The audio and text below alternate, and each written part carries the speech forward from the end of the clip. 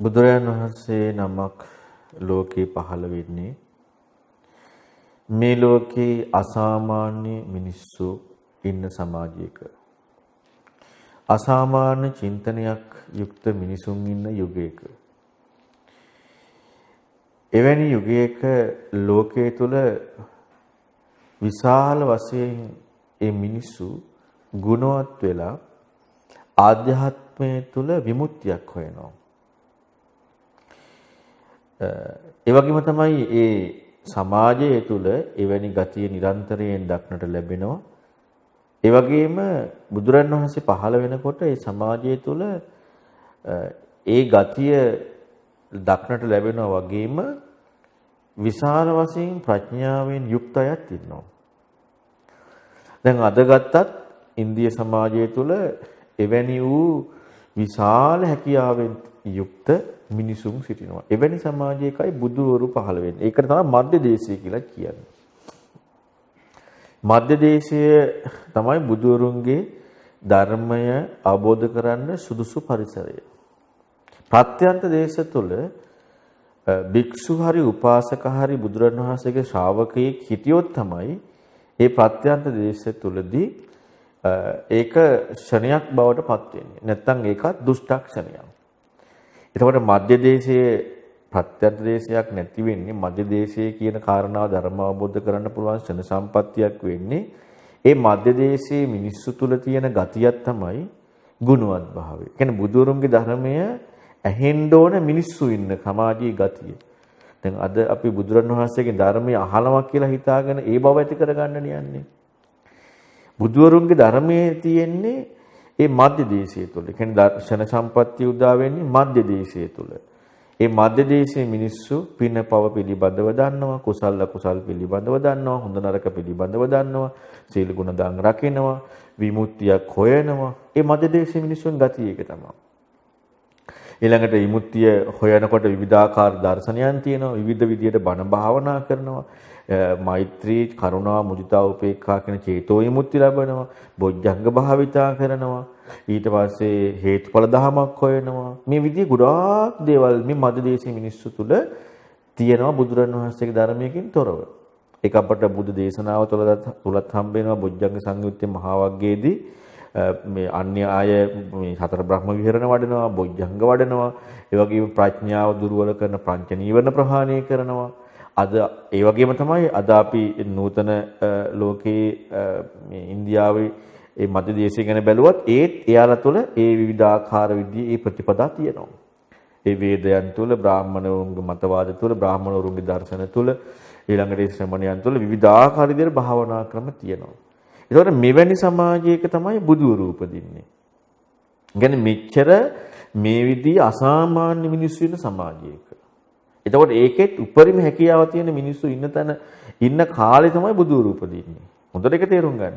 එතකොට බුදු කෙනෙක් නැත්තම් බුදුරයන් වහන්සේ නම පහළ වීමට මේ ලෝකේ අසාමාන්‍ය ගුණ වගාවක් තියෙන්නට ඕනේ. ඒ අසාමාන්‍ය චින්තන හැකියාවක් තියෙන්නට ඕනේ. විමුක්තියක් හොයන සමාජයක් තියෙන්නට ඕනේ. විවිධ විදිහට විමුක්තිකාමී පරිසරයක් තියෙනවා. විවිධ විදිහේ දර්ශන කෝණ තියෙනවා. විවිධ භාවනා ක්‍රම ආනාපාන සතිය, මෛත්‍රිය, මුදිතා, කරුණා, උපේක්ඛා, බොජ්ජංග භාවිතය ඒව ඔක්කොම තියෙනවා.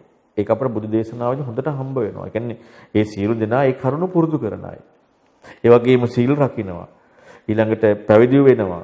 ඊළඟට ඒ සෑම දෙයක්ම කරන සමාජයක් තමයි ಭಾರತೀಯ මධ්‍ය දේශය කියන්නේ. ඔවැනි සමාජයකින් පිට මධ්‍ය දේශයෙන් පිට සමාජයට කියන මොකක්ද ප්‍රත්‍යන්තය කියලා. ප්‍රත්‍යන්ත දේශ තුළ බුදුරන් වහන්සේගේ ශ්‍රාවකයෙක් භික්ෂුවක් හෝ උපාසක මේ සිවණ පිරිසෙන් කවුරු හෝ සැබෑ ශ්‍රාවකයෙක් නොහිටියොත් ඒ කාලය තුළ ඒක ප්‍රත්‍යන්ත දේශයේ අක්ෂණයක් වෙනවා. එතකොට බලන්න එහෙනම් මේ අක්ෂණයක් වෙන්නේ ප්‍රත්‍යන්ත දේශයේ දැන් යම් කිසි විදියකින් ශ්‍රාවකයෙක් හේතුනොත් අන්න ඒක ඒ ඉන්න පිරිසට යම් කිසි හරි උපකාරයක් තියෙනවා. නැත්නම් අක්ෂණයක් වෙලා. එතකොට එහෙනම් බලන්න පින්වතුනි මේ මධ්‍ය දේශයක පහළ වෙන තැනදෙන බුදුරන් වහන්සේලාගේ ධර්මයේ වටිනාකමක් එන්නේ. එහෙම නොවුනොත් මොකද වෙන්නේ? මධ්‍ය දේශයෙන් පරිබාහිරව බුදුරන් වහන්සේගේ ධර්මයක් ඇහෙනකොට එතනදී වෙන දේ තමයි මධ්‍ය දේශයේ තියෙනවනේ සීල රකින්නකම, දන් දෙනකම, පින් දහම් කරනකම, යාග හෝම කරනකම, භාවනාකම, මෛත්‍රී, මුදිතා, කරුණා, උපේක්ඛා ආදී භාවනාකම, ආනාපාන සතිය, බොජ්ජංගයන් වඩන හැටි, ඉන්ද්‍රිය ධර්ම භාවිතා කරන හැටි, වීරිය කරන හැටි, ඊළඟට ප්‍රපංච ඉක්මවන හැටි, ඊළඟට හිත සංසිඳවන හැටි, රාග දේශ මොහ ප්‍රහාණය කරන හැටි ඔක්කොම තියෙනවනේ. ඒක ඔබට ඉගෙන ගන්න පුළුවන් චූල සීනාද. ඒ වගේ මේ දේශනා තුලක් තියෙනවා. ඊළඟට බ්‍රහ්මජාල සූත්‍රය තියෙනවා. ඊළඟට පංචාන්තිය සූත්‍රය ගොඩාක් වගේ තියෙනවා ඒ කරුණේ. එතකොට මෙන්න මේ අය මේව කරනවනේ. දැන් මධ්‍ය දේශයෙන් පරිබාහිර කෙනෙක් බුදුරණවහන්සේගේ ධර්ම ඉගෙන ගන්නකොට එයාලා අර මේ කරුණ එයාලා දන්නේ නැහෙනේ. ඒ කියන්නේ බුදුවරු පහළ වෙන්න කලින් ලෝකේ තියෙන දේවල්. ඒ වගේම චෛත්‍ය වන්දනා මොකද ඒ කාලේ ඉඳලම චෛත්‍ය තිබිලා තියෙනවා. බුදුරණවහන්සේ අර පිරිනොම් පාන්න කලින් මේ එක එක තැන්වල කියනවනේ මේ චෛත්‍ය කිය. ඒක චෛත්‍ය තිබිලා තියෙනවා. මේ හැම එකක්ම තිබිලා තියෙනවා. නැති දෙයක් නැහැ.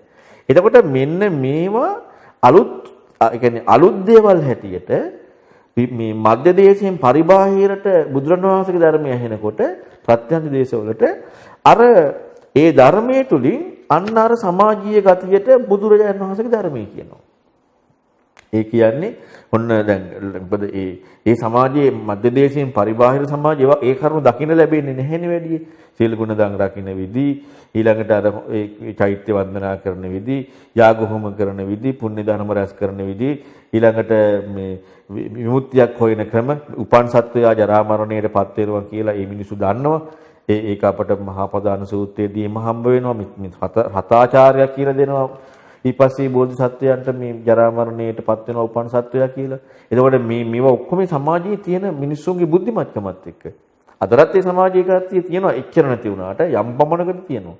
එතකොට දැන් ඔන්න ඔව්ව හිතනවා බුදුබණ කියලා. දැන් බුදුවරු පහළ වෙන්නේ මේ සමාජයේ. එතකොට මේ හතර බ්‍රහ්ම විහරණ වඩනවා, පංච නීවරණයන් ප්‍රහාණය කරනවා, ප්‍රඥාව දුර්වල කරන, බොජ්ජංග භාවිතා කරනවා. ඊළඟට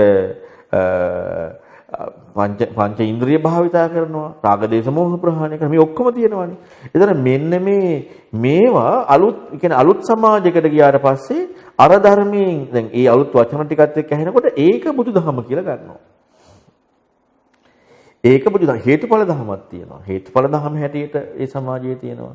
අනිත්‍ය දුක්ඛ හැටියට, අනාත්ම හැටියට, ඊළඟට මම නොවන බව හැටියට මේ හැම එකක් මේ සමාජය තුල තියෙනවා. එතකොට ඒ සමාජය තුල ඒ තියෙන කාරණාව මධ්‍ය දේශයෙන් පිට සමාජයකට බුදුදහම ගියාට පස්සේ එයාලා ඒ සමාජීය ගතිය, කියන්නේ ඒ සමාජයට ආවේනික ගතිය, කියන්නේ අසාමාන්‍ය හැකියාවෙන් යුක්ත මේ මිනිස්සු වෙන සමාජයේ මිනිස්සුන්ගේ ගතිය බුදුදහම හැටියට ගන්නවා. ඒ නිසා යාලට බුදුදහම හොයාගන්න බැරි වෙනවා. අන්න ඒ නිසා තමයි ශ්‍රාවකයෙක් ඉදිරිපත් වුනොත් ඒ ශ්‍රාවකයෙකුට තමයි පුළුවන්කමක් ලැබෙන්නේ බුදුරන් වහන්සේගේ ඒ සමාජයේ තුල බුදුරන් වහන්සේ පහළ වෙලා ඊට එහා පෙන්වන සැබෑ ධර්මය කියලා දෙන්න පුළුවන්කමක් ලැබෙන්නේ. නැත්තම් අර කාරණා තුල läගගෙන රිංගගෙන හිතනවා බුදුරන් වහන්සේගේ ධර්මයේ කියලා. ඉතින් ඒක නිසා අපි හොඳට තේරුම් ගන්නට ඕනේ මේ සියලුම කාරණා මේ ලෝකයේ බුදු කෙනෙක් පහළ වෙන තැනදී ඒ ලෝකේ ජීවමානව පවතින දේවල්. මොකද අපිට විනය පිටක ඉගෙන ගනිද්දී හම්බ වෙනවා සමහර විනය ශික්ෂාපද පනවන්න හේතු වෙන්නේ අන්‍යය කරන නිසා. වස් සමාදන් වෙනවා අන්‍යය. ඒතකොට වස් සමාදන් වීම පනවන්න වෙනවා. ඊළඟට අන්‍යය පොහොය කරනවා. ඒ නිසා පොහොය කිරීම පනවන්න වෙනවා. ඒ කියන්නේ අන්‍යය කරන නිසාම පනවන්න වෙන්නේ. එතකොට බලන්නකො එහෙනම් ඒ සමාජය තුළ කොපමණ දෙයක් තිබිලා තියෙනවද? ඔවැනි සමාජයක ඉන්න, ඒ කියන්නේ එවැනි සමාජයක ඉන්නේ හැමෝම ශ්‍රමණවරු. දැන් අපිට හම්බ වෙනවා අර මේ එක අවස්ථාවක ශික්ෂාපදයක් පනවන්න යද්දී අර භික්ෂුන් වහන්සේලා පිළිදක් කුඩ ඉහළගෙන සෙරෙප්පු දාගෙන එනවා. එනකොට උපාසකයෙකුට කියනවා එක්තරා රජ කෙනෙක් හෝ අන්‍ය තීර්ථකෙක් අන්න බලන්න ඔයාලගේ ශ්‍රමණවරු වෙන හැටි කියලා. නෑ අපේ ශ්‍රමණවරුනේ වෙන කට්ටියක් කියනවා. ඉතින් බලන්න මේ ශ්‍රමණ ස්වરૂපයත් සිවුරු පොරවන විදිය, කෙස් බාන විදිය ඔක්කොම එකයි. හැබැයි පැවිද්දෝ ඒ බුදුරණවහන්සේගේ භික්ෂුන් නෙන්නේ. නමුත් අර උපාසක කෙනෙකුනේ අපේ අය නෙමෙයි කියලා. ඇයි ඒ ඔක්කොම එක වගේ. එතකොට එහෙනම් ඒ සමාජය තුළ එවැනි ගති තිබිලා තියෙන්නේ නේ. එවැනි වූ ප්‍රතිපදා තිබිලා තියෙන්නේ. එතකොට මෙවැනි සමාජයක බුදුරජාණන් වහන්සේ නම පහළ වෙලා පෙන්වන කාරණාව වෙන කොච්චර විශේෂ දෙයක් වෙයිද? දැන් අද අපට වෙලා තියෙන්නේ ඒ බුදුරණවහන්සේ පෙන්වන කාරණා අපි දැන් ප්‍රත්‍යන්ත දේශයක ඉඳලා ඉගෙන ගන්න යන්නේ. මධ්‍ය දේශය නෙවෙයි. එතකොට මොකද වෙලා තියෙන්නේ? අපට අර මධ්‍ය දේශික ගතිගුණ බුදුරණවහන්සේගේ ධර්මයේ කියලා හිතනවා. මධ්‍ය දේශික මිනිස්සුන්ගේ තියෙන, ඒ කියන්නේ හැමෝගෙම නෙමෙයි ඈ. දැන් කෙනෙකුට හිතන්න පුළුවන් හැමෝගෙම කියලා නේ, හැමෝගෙම නෙමෙයි. ඒ කියන්නේ ඒ සමාජීය ගතියක් හැටියටම තියෙන කාරණාවක් ඒක. හැම මිනිස්සුයගෙම තියෙනවා කියන එක නෙමෙයි. ඒ කියන්නේ දැන් විමුක්තියක් හොයන්න ඕන කියන එක කාගෙන්වත් ඇහෙන්න දෙයක් නැහැ. එතකොට ඒ සමාජය තුළ ඒක තියෙනවා. එතකොට ඒ සමාජය තුළ උතුම්යයි සම්මත පිරිසක් ඉන්නවනේ.